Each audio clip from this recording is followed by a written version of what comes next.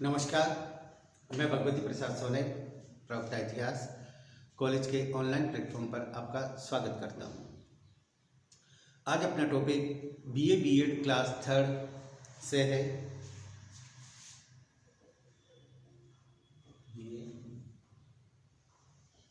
BEd third clear. और आज अपने टॉपिक का जो नाम है अकबर, जिसकी क्लासें चल रही हैं, और आज हम अकबर की धार्मिक नीति के बारे में अध्ययन करेंगे।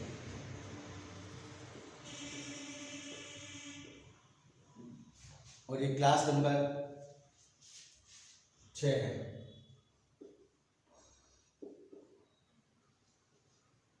Part clear. अब हम अकबर की धार्मिक नीति पढ़ेंगे। उससे पहले मैं आपको थोड़ा सा पिछली जो क्लासों में अकबर के बारे में मैंने पढ़ा था उसके बारे में थोड़ा सा अवगत करवा देता हूँ। इससे पहले हमने अकबर के जीवन परिचय, उसकी तात्कालिक समस्याएं, उन समस्याओं को कैसे उसने समाधान किया, उसके बाद समस्याओं का समाधान करने के बाद उसने निरंतर युद्धों में विजय प्राप्त की। विजय प्राप्त करने के बाद उसने कैसे राजपूतों का सहयोग प्राप्त किया, राजपूतों का सहयोगी बनाया, सीमांत विजय की, दक्षिण भारत की विजय प्राप्त की, और आदि विजय उसकी हमने पढ़ी थी। नेक्स्ट आज अपना जो टॉपिक है वह है अकबर की धार्मिक नीति। अकबर की धार्मिक नीति कहाँ से शुरू हुई, कैसे हुई, क्या किया उसने। उसके साम्राज्य में बहुसंख्यक हिंदू थे, उसके अलावा पारसी, बौद्ध, जैन, मुस्लिम सभी थे, तो सभी के प्रति उसने क्या नीति अपनाई, इसका विस्तृत रूप से अध्ययन करेंगे। यह आपके टॉपिक भी सिलेबस में है। Clear. BA BEd third year. Akbar का जन्म और लालन पालन अपेक्षाकृत अधिक उदारतापूर्ण वातावरण में हुआ था। उसके पिता सुन्नी थे, उसकी माता फारस की सिया थी, यानी उस समय भी सिया और सुन्नी उसके माता पिता थे। जहाँ पिता सुन्नी थे उनकी माता शिया थी। और उनका जन्म हिंदू सरदार के घर में हुआ था, यानी उनका जो जन्म हुआ था वो अमरकोट के उस समय शासक थे राणा वीर साल, उनके घर में हुआ था। उसे 1 महीने तक रहना पड़ा। यद्यपि हुमायूं अपने धार्मिक विचारों में बहुत कट्टर था, तथापि शिया मत के साथ ऊपरी रूप से समझौता करना पड़ा था। उसका अत्यंत स्वामी भक्त सरदार बैरम खां पक्का शिया था, यानी अकबर का जो संरक्षक था, जो उसका प्रबल समर्थक था, वह भी शिया था। बैरम खां ही जो बाद में अकबर का संरक्षण बना और उसकी धार्मिक नीति, निष्ठा और व्यवहार के लिए उत्तरदायी है। अकबर के सुयोग्य शिक्षक अब्दुल लतीफ ने जो अपने धार्मिक विश्वासों में इतना उदार था कि फारस जैसे शिया मतावलंबी देश में लोग उसे सुन्नी पंडित समझते थे, और उत्तर भारत में सुन्नी प्रभाव क्षेत्र में लोग उसे शिया मानते थे। उसे सबसे शांति रखने के सिद्धांत सुलह कुल का पाठ पढ़ाया। इस सिद्धांत को अकबर कभी नहीं भूला। इस प्रकार वंशानुगत संस्कार तथा वातावरण ने अकबर की धार्मिक निष्ठा को उदारपंथी बनाने में बहुत योग दिया, यानी सर्वधर्म समभाव की बात की में सहयोग दिया। धार्मिक कट्टरता और मतान्धता के तो वह स्वभावतः प्रतिकूल था। बैरम खां के पश्चात आने वाले कुछ वर्षों में कतिपय प्रमुख धर्म ग्रंथों धर्मांध मुसलमानों के विरुद्ध उसे सख्त कदम उठाने के लिए प्रेरित किया गया था, किंतु फिर भी उसने किसी प्रकार की धार्मिक कट्टरता का परिचय नहीं दिया, यानी किसी के विरुद्ध अगर कदम भी उठा लिया किंतु कट्टरता का परिचय नहीं दिया। 20 वर्ष की आयु पूरी करने से पूर्व ही उसने युद्ध में सैनिकों को बंदी बनाना, उन्हें मुसलमान बनाना के बुरे नियम बंद करवा दिए। यानी 20 वर्ष की आयु में उसने जो विजित क्षेत्र कर लेते थे, वहाँ के सैनिक थे, उन्हें गिरफ्तार करना, उन्हें धर्म परिवर्तन कराना आदि बंद करवा दिए। वैसे यदि तात्विक दृष्टि से देखा जाए तो वह अत्यंत धार्मिक व्यक्ति था। जीवन और मृत्यु की समस्याओं पर प्राय गंभीर विचार किया करता था और 20 वर्ष की आयु में उसने आयु पूरी करने पर तो धर्म का राजनीति के में समन्वय सामंजस्य न स्थापित कर पाने के कारण उसका मन गहरी पीड़ा का अनुभव करने लगा। यानी राजनीति में धर्म और राजनीति दोनों पर सामंजस्य उसने स्थापित नहीं कर पाया, अतः वह दुखी हुआ। अकबर ने लिखा है 20 वर्ष अकबर के द्वारा लिखा है, अकबर ने लिखवाया। अकबर पढ़ा लिखा नहीं था, वह सिर्फ धर्म की चर्चाएं करता था, अच्छे से अच्छे व्यक्ति को बुलाकर उनकी बातों को सुनता था। क्लियर। 20 वर्ष की आयु पूरी करने पर वह आंतरिक कटुता का अनुभव करने लगा और अपनी अंतिम यात्रा के लिए किसी आध्यात्मिक समाधान के अभाव में मेरा मन अत्यंत खिन्न हो गया था। अकबर की यह आध्यात्मिक चेतना ही उसके द्वारा 1563 में यात्री कर बंद किए जाने के लिए उत्तरदायी है। यानी अकबर जीवन और मृत्यु के प्रश्न पर उद्वेलित हो रहा था, अतः उसने जो धर्म की यात्रा कर रहे थे उन पर तीर्थ यात्रा कर जो लगाया जाता था 1563 में 1563 में उसे समाप्त कर दिया। यह कर तीर्थ स्नान करने वाले हिंदुओं पर लगाया जाता था। दूसरे वर्ष एक और क्रांतिकारी कदम उठाया, जजिया को गैर कानूनी घोषित कर दिया। यानी 1564 में जजिया जो गैर मुसलमानों से लिया जाता था, हिंदुओं से भी लिया जाता था, उसे समाप्त कर दिया। क्लियर कर दिया। और जिसे पूर्वकालीन तुर्क, अफगानों, सुल्तानों, यहाँ तक कि अकबर के पिता और पितामह दादाजी ने भी वसूल करना अपना धार्मिक कर्तव्य समझा था, वह समाप्त कर दिया। यानी जजिया सभी वसूल करते थे, किंतु अकबर ने इसे वसूलने से इनकार कर दिया और मना कर दिया। यद्यपि इन बातों द्वारा अकबर की धार्मिक नीति में मूलतः परिवर्तन का आभास मिलता है, तथापि अपने व्यक्तिगत जीवन में सम्राट बहुत वर्षों तक एक निष्ठावान किंतु उदार मुसलमान था।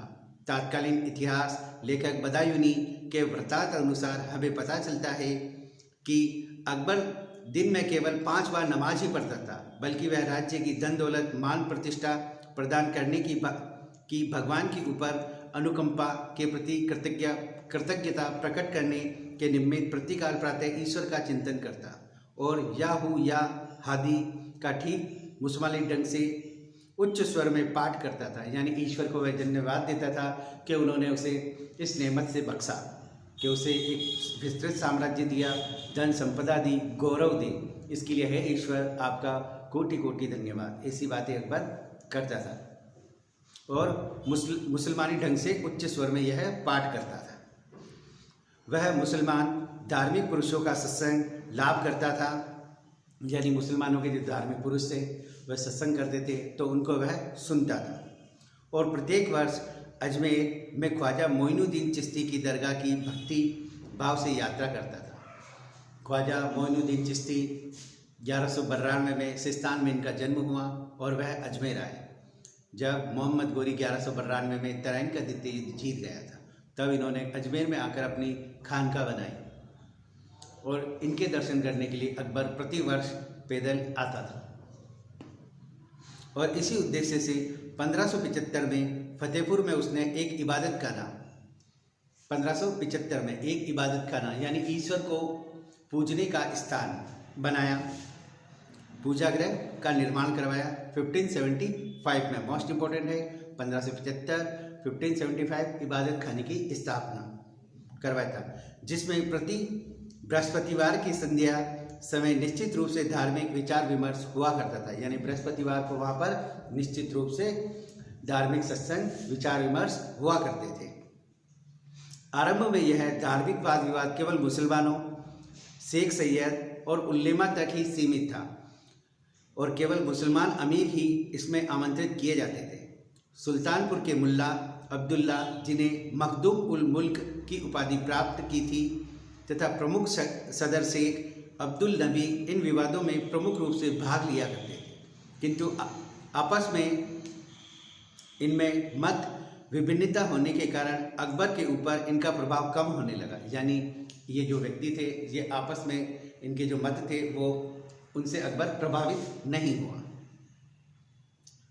मखदूम उल मुल्क और अब्दुल नबी इस्लामी धर्मशास्त्र संबंधी सैद्धांतिक प्रश्नों पर परस्पर लड़ बैठे और एक दूसरे के तर्क कुतर्क के प्रति अवांछनीय असहिष्णुता का खुला प्रदर्शन भी करने लगे। कुछ विद्वानों ने तो अपने विरोधियों को भला बुरा कहना भी शुरू कर दिया और एक दूसरे की नीतियों पर हमला भी कर डाला। बदायूं लिखता है, एक रात उल्लेमाओं की गर्दन की नसें आवेश में तन गई और भयंकर कोलाहल मचने लगा। शहंशाह उनके इस व्यवहार से बहुत क्रोधित हुआ। इस प्रकार की घटना इबादत खाने में कई बार घटित हुई थी, यानी तर्क पर हुई थी। यह सुनने पर हाजी इब्राहिम ने पीली और लाल रंग की पोशाक पहनने को न्याय संगत घोषित करते हुए फतवा जारी किया कि मीर आदिल सैयद मोहम्मद ने बादशाह की उपस्थिति में उसे धूर्त और मक्कार कहा है और उसे मारने के लिए अपना डंडा भी उठा लिया है। इन लोगों ने इस प्रकार के उदारता, उत्तरदायित्व शून्य व्यवहार, इस्लाम की तात्विक दृष्टि से विवेचना करने की असमर्थता तथा इन लोगों के व्यक्तिगत स्वार्थ को देखकर अकबर ने यह समझ लिया कि सत्य की खोज इन लोगों की आपसी तू में से बाहर ही की जानी चाहिए। यानी ये आपस में लड़ रहे हैं, तन रहे हैं, इससे अच्छा अपने जो तत्व दर्शन की खोज है, सत्य की खोज है, वो इनसे बाहर ही खोज की जानी चाहिए। अकबर के धार्मिक विचार विश्वासों के विकास का द्वितीय दौर अब प्रारंभ होता है। कट्टर इस्लाम में इसका विश्वास हिल गया। अब उसने इबादत खाने के द्वारा दूसरे धर्म संप्रदायों जैसे हिंदू, जैन, पारसी, ईसाई के लिए भी खोल दिए। यानी इबादत खाने में जहाँ पहले अकबर और उसके धर्मावलंबी ही चर्चाएं करते थे, किंतु अकबर उनसे संतुष्ट नहीं हुआ। अतः उन्होंने इबादत खाना हिंदू, जैन, बौद्ध, पारसी, ईसाई सब के लिए खोल दिया। 22 जून 1579 ईस्वी के दिन फतेहपुर सीकरी की प्रमुख मस्जिद की वेदी पर चढ़कर उसने कवि फौजी द्वारा कवित में रचित खुतबा पढ़वाया। सितंबर में फैजी और अबुल फजल के पिता शेख मुबारक ने बादशाह के कहने से मजहर पत्र पेश किया, जिसके द्वारा सारे देश में इस्लाम संबंधी विवादों में अकबर को पंच फैसले का अधिकार दे दिया गया। यानी 1579 में अकबर ने मजहर की घोषणा की और उसने प्रमुख जो इस्लाम धर्म के जो व्यक्ति थे उनसे यह उस पर साइन करवाए और कहा धर्म संबंधी मामलों में अकबर द्वारा दी गई धर्म की जो व्याख्या है वही सही है। ऐसी बात मजहर की घोषणा में थी।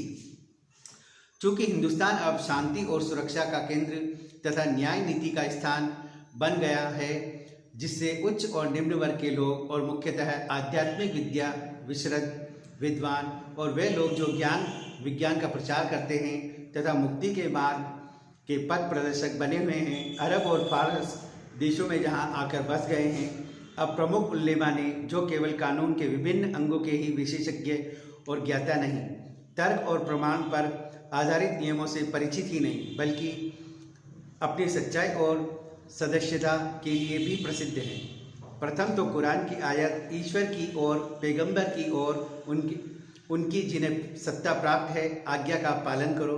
दूसरा, जो आदमी कयामत के दिन खुदा को प्यारा होता है वही असली नेता होता है, और जो अमीर की आज्ञा पालन नहीं करता है वह मेरी आज्ञा पालन करता है, और जो इसके प्रति विद्रोह करता है वह मेरे प्रति विद्रोह करता है। यानी उन्होंने कहा जो अमीरों की आज्ञा पालन करता है वो मेरी भी आज्ञा का पालन करता है, और जो इनके प्रति विद्रोह करता है वो मेरे प्रति भी विद्रोह करता है के सिद्धांत और तीसरे तर्क और प्रमाणों पर आधारित अन्य अनेक सबूतों का अच्छी तरह से मर्म समझ लिया और इस निश्चय पर पहुंचे कि न्यायप्रिय राजा का स्थान ईश्वर की दृष्टि में मुजतहिद धार्मिक नेता से कहीं ऊंचा होता है। क्लियर, ये अकबर ने मजहर की घोषणा में बातें कही। आगे हम यह घोषित करते हैं कि इस्लाम धर्म का राजा, मानवता का आश्रय स्थल, स्वामी भक्तों का सेनापति, संसार में ईश्वर का स्वरूप, अबुल फतेह जलालुद्दीन मोहम्मद अकबर बादशाही गाजी सबसे अधिक लोकप्रिय, न्यायप्रिय, बुद्धिमान राजा है और इसे ईश्वर का ज्ञान प्राप्त है। यानी उस समय जो इस्लाम धर्म के धर्मावलंबी थे, जो नेता थे, उन्होंने मजर की घोषणा में इस प्रकार का पत्र बनाया और अकबर को न्याय और बुद्धिमान राजा आदि की बात उन्होंने कही। इसलिए यदि भविष्य में ऐसे धार्मिक प्रश्न खड़े हों जिन पर मुज्तहिदों की राय भिन्न भिन्न हो, तो सम्राट अपनी सूक्ष्म दृष्टि और बुद्धिमत्ता के अनुसार सुव्यवस्था की दृष्टि से देश की भलाई के लिए इन विरोधी मतों में से किसी एक मत को स्वीकार करने की कृपा करेंगे, और यह मत है कि उसकी प्रजा, सारी प्रजा पर यह लागू समझा जाएगा। यानी जो अकबर ने जो घोषणा करेंगे वह देश के लिए अच्छी रहेगी, ऐसी बात उन्होंने कही। यदि सम्राट कुरान के अनुसार हम देश तथा देश के हित में कोई नई आज्ञा जारी करना उचित समझेंगे, तो सभी लोग उसे मानने के लिए बाध्य समझे जाएंगे, और इसका विरोध करने पर उन्हें इस लोक में धार्मिक अधिकार तथा धन संपदा से वंचित होना पड़ेगा तथा दूसरे लोक में कष्ट मिलेगा। ऐसी बात भी इसमें थी। यह प्रपत्र विशुद्ध भावनाओं के साथ ईश्वर की कृति और इस्लाम के प्रचार के लिए लिखा गया है तथा इस्लाम के प्रमुख उल्लेमा और प्रमुख धर्मशास्त्रियों द्वारा रजब के महीने में हिजरी 987, जिसे ईस्वी सन में अगस्त सितंबर 1579 इस पर हस्ताक्षर कर दिए। यानी जो प्रमुख उल्लेमा वर्ग है उन्होंने इस जो मजहर की घोषणा पत्र है उस पर साइन कर दिए। उपयुक्त पत्र द्वारा जिसे गलती से अचूक आज्ञा पत्र पुकारा गया है, अकबर को यह अधिकार प्राप्त हो गया कि वह मुस्लिम धर्मशास्त्रियों के विरोधी मतों में से किसी एक को स्वीकार करें तथा मतभेद विहीन मामलों पर किसी भी नीति को निर्धारित करे, बशर्ते कि वह कुरान विहित हो, यानी कुरान के अनुसार हो, और विशेष रूप से प्रमुख सदर के अधिकार माने जाते हैं। अब से वह मुसलमान प्रजाजनों के लिए धार्मिक सत्ताधिपति भी बन गया। यह कहना जैसे आधुनिक इतिहासकार स्मिथ और वुलजले हेग ने कहा है कि अकबर पोप भी बन गया और राजा भी उचित दिखाई नहीं देता। यानी अकबर पोप भी बन गया और राजा भी बन गया, उचित दिखाई नहीं देता। यानी धर्म का सर्वोच्च नेता भी बन गया और राजा भी बन गया, यह उचित नहीं दिखाई देता। स्मिथ और वुलजले हेग ने इस तरह की बात कही है। यद्यपि इबादत खाने में धार्मिक विचार विमर्श होते रहते थे, किंतु अकबर ने अन्य मतों और संप्रदायों के विद्वानों को बुलाकर निजी बैठ के आयोजित करना भी प्रारंभ कर दी। सुन्नी मत में उसकी दिलचस्पी समाप्त हो जाने के पश्चात वह शिया विद्वानों की ओर आकर्षित हुआ। गिलानी के श्रेष्ठ विद्वान हकीम अबुल फतेह ने अकबर को विशेष रूप से प्रभावित किया। एक अन्य शिया मुल्ला मोहम्मद याजदी तो सम्राट के अत्यंत निकट आ गए और उन्होंने सम्राट को शिया बनाने का प्रयत्न किया, किंतु अकबर को शिया मत से कोई शांति और समाधान प्राप्त नहीं हुआ और वह सूफियों की ओर आकर्षित हुआ। शेख फैजी बदख्शा के मिर्जा सुलेमान ने, जो ईश्वर दृष्टा साहिब हाल समझते थे, अकबर को सूफी मत के सिद्धांतों और क्रियाओं जैसे ईश्वर से साक्षात्कार करवाना के रहस्य से परिचित कराया। यद्यपि अकबर स्वभाव से ही रहस्यवादी था और कई बार उसे रहस्यानुभूतियाँ हुई कि सूफी संत मत अपने उद्देश्य के लिए उसे पर्याप्त और संतोषजनक प्रतीत नहीं होता था। इसीलिए उसने अन्य धर्मों के में समाधान ढूंढने की चेष्टा की। यानी एक एक करके वह सुन्नी धर्म की बातें भी जानी, शियाओं की बात भी जानी और सूफी संप्रदायों की बातें भी उसने जान ली। एक एक करके उनने ये जानना शुरू किया। अतः कहीं भी उसे अपने जो तर्क थे, उनके जो मन में जो विचार थे, उनका समाधान नहीं मिला। अतः वह हिंदू साधु सन्यासियों, ईसाई पादरियों और पारसी विद्वानों का सत्संग करना प्रारंभ कर दिया। सत्य तक पहुंचने के लिए उसकी जिज्ञासा वृत्ति इतनी अधिक और तीव्र थी कि रात्रि में आराम और नींद त्याग कर भी वह अपने शयन कक्ष में ब्राह्मण विद्वान पुरुषोत्तम और देवी तथा अन्य मत संप्रदायों के धर्मशास्त्रियों के साथ विचार विमर्श करता था। किंतु हिंदू, जैन, बौद्ध, फारसी और ईसाई कोई भी मत उसके सुविस्तृत अंतर प्रदेश को पूरी तरह प्रभावित नहीं कर सके। यानी उसके जो रहस्य के उसके जो प्रश्न थे उनका समाधान उसको कहीं भी नहीं मिला। एक सच्चे जिज्ञासु की भांति अकबर वैज्ञानिक भाव से सत्य की खोज करने में लगा रहा। बदायूनी लिखता है, रात और दिन लोग ज्ञान विज्ञान के गूढ़तम प्रश्नों, इतिहास की विचित्र कथाओं, विचित्रताओं, प्रकृति के आश्चर्यों और ईश्वरीय ज्ञान संबंधी तत्वों की खोज करते ही रहते हैं। सम्राट ने भी सभी पक्षों को देखा भाला है, सभी तरह की धार्मिक क्रियाओं और मत विश्वासों में भी देखा समझा है, और उसने अपनी संग्रह बुद्धि तथा इस्लाम के सिद्धांतों के प्रतिकूल खोजबीन की भावना से उन चीज़ों का संग्रह कर लिया है जिन्हें लोग पुस्तकों द्वारा प्राप्त करते हैं। जीवन भर की उसकी खोजबीन का यह परिणाम हुआ कि अकबर विश्वास करने लगा था कि सभी धर्मों में समझदार लोग होते हैं। यानी अकबर इस निष्कर्ष पर पहुंचा कि सभी धर्मों में समझदार लोग होते हैं और स्वतंत्र विचारक भी होते हैं।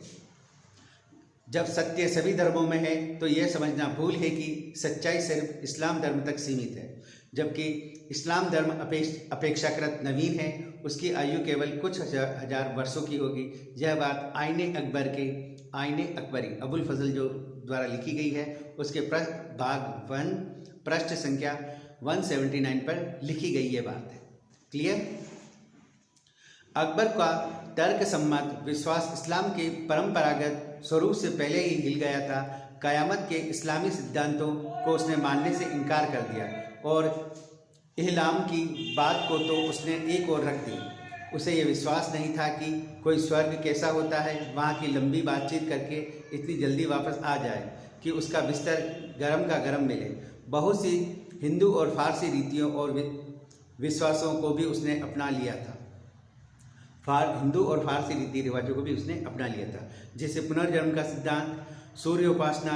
इस प्रकार इस्लाम से उसकी विरक्ति आरंभ हुई। आधुनिक इतिहासकारों में से बहुत सौ का यह विचार है कि अकबर जीवन भर और अंत समय तक भी मुसलमान ही रहा, किंतु इस पुस्तक का लेखक उसके विचारों से सहमत नहीं है।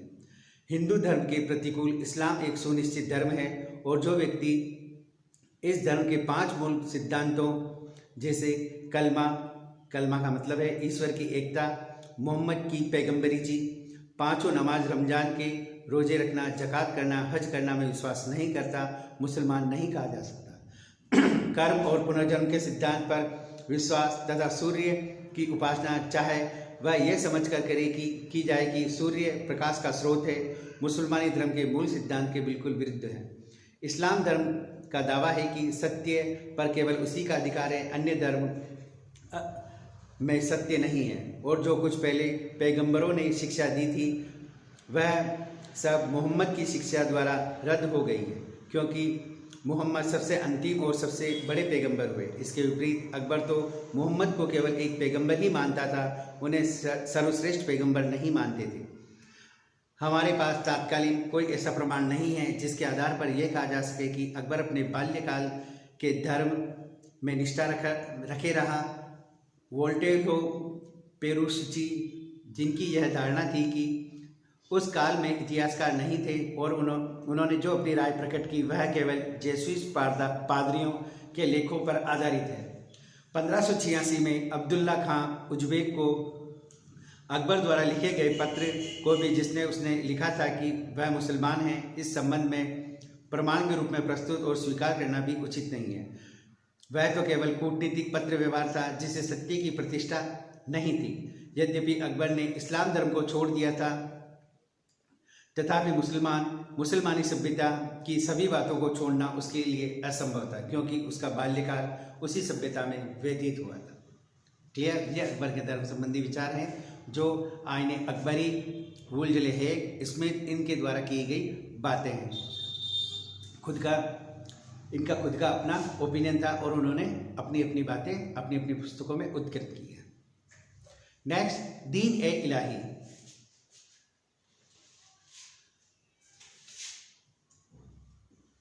दीन ए इलाही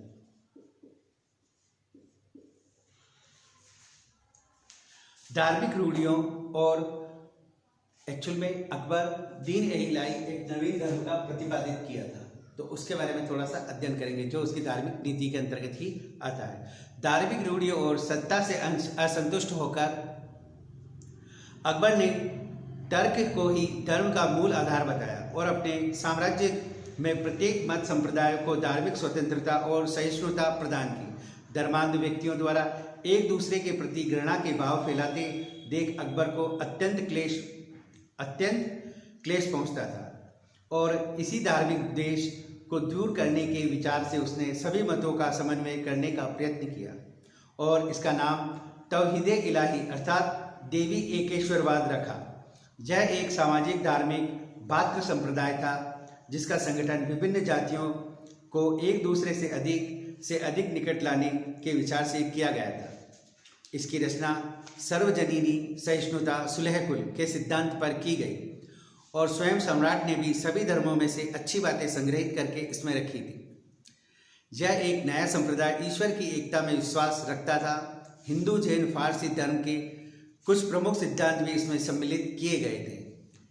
इतिहासकार बदायूनी और जेसुइट लेखक बारटोली के अनुसार 1582 ईस्वी में काबुल अभियान से लौट आने के उपरांत अकबर ने अपने प्रमुख दरबारियों और अधिकारियों को एक सम्मेलन बुलाया और उनके सामने दीन इलाही का स्वरूप प्रस्तुत किया। उसने विभिन्न मत संप्रदायों के पारस्परिक द्वेष का हवाला दिया और इस बात की आवश्यकता पर जोर दिया कि इन्हें एकता में इस तरह समन्वित करना चाहिए कि विभिन्न होते हुए भी वे एक रहें। साथ ही एक संप्रदाय में जो अच्छाई है उसके लाभ से वंचित न हो, दूसरे संप्रदाय में जो अच्छाइयाँ हैं उसे भी ग्रहण करें। राजा भगवान दास के सिवाय सभी दरबारी सम्राट की राय से सहमत हो गए, यानी भगवान दास जी इससे सहमत नहीं हुए। कुछ दरबारी तो नए संप्रदाय के सदस्य बन गए। दीन इलाही का पृथक विधान था। जब कोई व्यक्ति इसका सदस्य होना चाहता था, अबुल फजल जो इस संप्रदाय के प्रधान पुरोहित थे उसका परिचय देते थे। तब वह व्यक्ति अपनी पगड़ी अपने हाथ में संभालते हुए अपना सिर बादशाह के कदमों में रखता था। बादशाह उसे उठाते हुए उसकी पगड़ी उसके सिर पर रखते थे और उसे शिस्त अपना स्वरूप प्रदान करते थे। जिस प्रकार ईश्वर का नाम अल्लाह अकबर खुदा होता था, पारस्परिक अभिवादन के लिए अल्लाह अकबर और जिले जल्लालेहु के व्यवहार में लाया जाता था। किसी के मरने वाले के सम्मान में दावत देने की प्रचलित प्रथा के प्रतिकूल दीन इलाही के सदस्यों को अपने जीवन में ही दावत देना अनिवार्य था। यानी मरने के बाद जो दावत दी जाती थी वो उसके जीते जी ही दावत देने की बात कही थी और यह दीन इलाही 1582 में बताया था या इसका स्वरूप सामने रखा था। परिचय प्रचलित थी। अपनी वर्षगांठ के अवसर पर भी प्रत्येक सदस्यों को दावत देनी पड़ती थी और कुछ दान धर्म भी करना पड़ता था। यहाँ तक निभ सके वहाँ तक सदस्यों को मांस भक्षण न करने की आज्ञा थी। कसाईयों, मछेरों और चिड़ियामारों के बर्तन में लोग काम नहीं होते थे।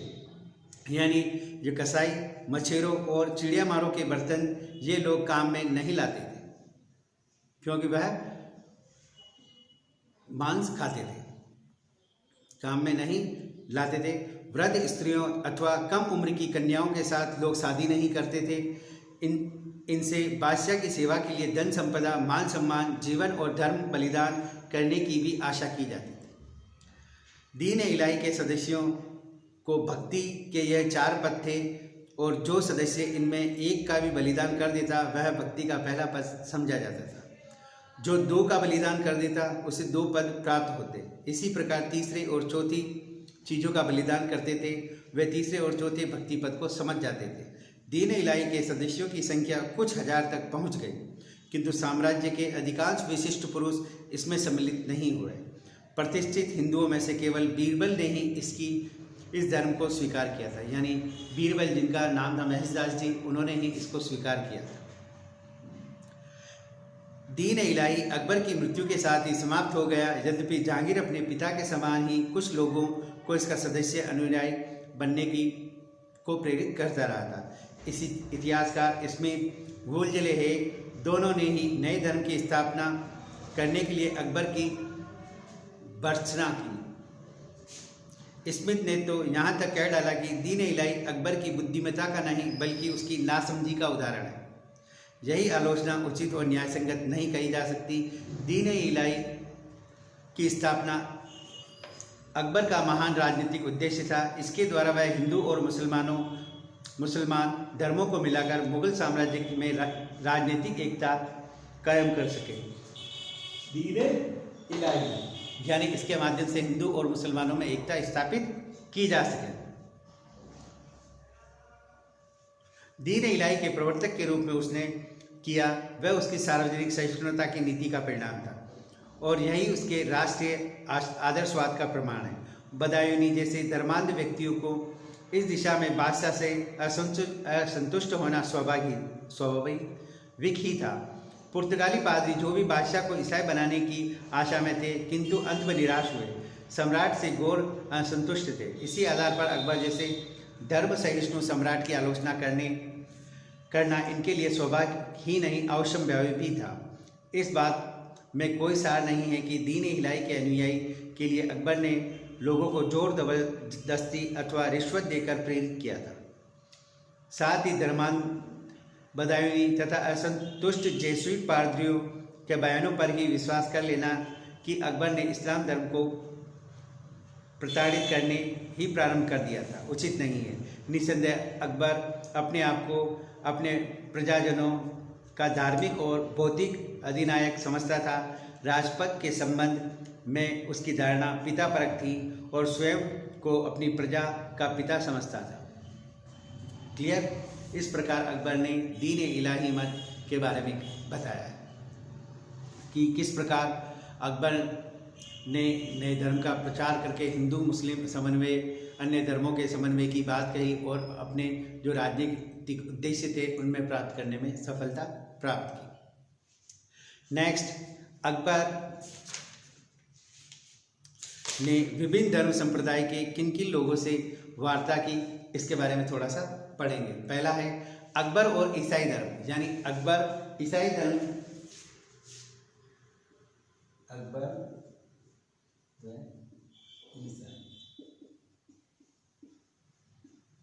यानी इनके किन किन लोगों से उसने सत्संग की, क्या बातें कही, क्या सुनी, इनके बारे में भी अध्ययन करेंगे।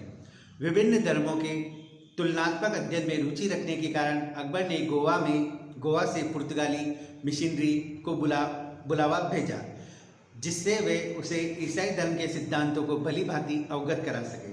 उसका निमंत्रण स्वीकार कर 3 बार ईसाई मिशनरी विभिन्न तिथियों में भारत आए और उन्होंने अपने धर्म के सिद्धांतों से बादशाह का परिचय करवाया। पहला मिशन, जिसमें रिडोल्फ ऑक्विवा, एंटोनियो मॉन्सेरेट और एनरिक्वे वेज सम्मिलित थे। 19 फरवरी 1580 को फतेहपुर सीकरी आ गए। अप्रैल 1582 तक ये लोग बादशाह की अतिथि के रूप में ठहरे। दूसरा मिशन, जिसमें एडवर्ड लोटोन, क्रिस्टोफर डी वागा थे, 1591-1592 तक दरबार में रहे। तीसरा मिशन, जिसमें जोवेयर, पेनहेरो और वेंडिक्ट डी गोए सम्मिलित थे। 1595 ईस्वी में लाहौर आया और इन दिनों बादशाह अकबर भी लाहौर में ठहरे हुए थे।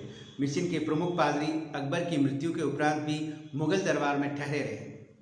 इस प्रकार ये 3 ईसाई जो मिशनरीज ग्रुप थे वह अकबर के पास धर्म की चर्चा करने के लिए अकबर ने इन्हें बुलाया और वहाँ पर उन्होंने धर्म की चर्चाएं की। मिशन के प्रमुख पादरी अकबर की मृत्यु के बाद उपरांत भी वहाँ पर ठहरे थे। ईसाई धर्म के सिद्धांतों से पूर्ण परिचय करने का उत्कृष्ट अभिलाषी होने के कारण अकबर ने इन पादरियों के प्रति अपेक्षित श्रद्धा और शिष्य भाव का ही प्रदर्शन नहीं किया, बल्कि ईसाइयों की ईसा मसीह और मेरी आदि की मूर्तियां भी की प्रति भी यथेष्ट श्रद्धा प्रकट की। यानी उनके धर्म के जो प्रमुख व्यक्ति हैं, माता मेरी हैं, उनके प्रति भी उन्होंने अपनी सचेष्ट भाव से श्रद्धा प्रस्तुत की। इन पादरियों के गिरजाघरों में भी वह प्राय आया जाया करता था और उनके त्योहारों में भी सम्मिलित होता था। आगरा और लाहौर में केवल गिरजाघर बनाने के लिए ही उसने अनेक आज्ञा प्रदान की थी, बल्कि सार्वजनिक रूप से पूजा पाठ करने, त्यौहार मनाने, हिंदू मुसलमानों को ईसाई धर्म में दीक्षित करने की भी आज्ञा उन्होंने दी। यानी उनको बहुत धर्म की आज्ञाएं प्रदान भी की थी। गिरजाघर बनाने की आज्ञा दी, अकबर जी स्वयं जी वहाँ पर आते जाते रहते थे। इन ईसाई पादरियों को उच्च श्रेणी का सरकारी अतिथि मानते हुए अकबर ने इन्हें प्रत्येक प्रकार की सुविधाएं ही प्रदान नहीं की, बल्कि आने जाने अन्य प्रकार के सारे खर्चों का भी वह स्वयं उठाता था। यानी अकबर ने उन्हें फ्री में आने जाने और रहने की व्यवस्था भी उसने की थी। उसने अपने पुत्रों को आज्ञा दी कि इन पादरियों से पुर्तगाली भाषा पढ़ें और ईसाई धर्म की जानकारी प्राप्त करें। भाषा के ऐसे आतिथ्यपूर्ण व्यवहार तथा ईसाई धर्म के प्रति इतनी जिज्ञासा देखकर ईसाई मिशनरी यह समझने लगे कि ईसाई धर्म को स्वीकार करने की ओर बादशाह अग्रसर है। और इसी धारणा में के आधार पर इन लोगों ने गोवा और लिप्सन में अपने उच्च अधिकारियों को अतिरंजित समाचार भेजना शुरू कर दिया। जैसा सम्राट ने सारे साम्राज्य में से ईसाई धर्म